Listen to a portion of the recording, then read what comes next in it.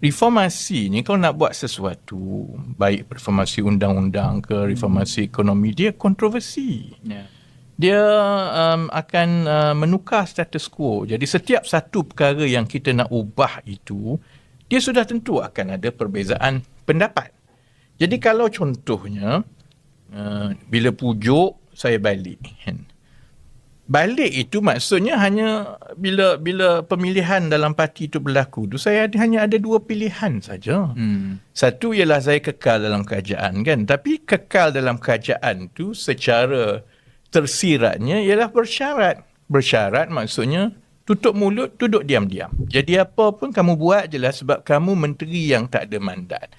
Jadi kalau begitu, adakah yang duk tanya kat luar ni merajuk, buat kerja, jadilah menteri semua. Dulu kita juga yang nak tukar kerajaan kerana kita nak menteri-menteri yang akan bersuara dan menteri-menteri yang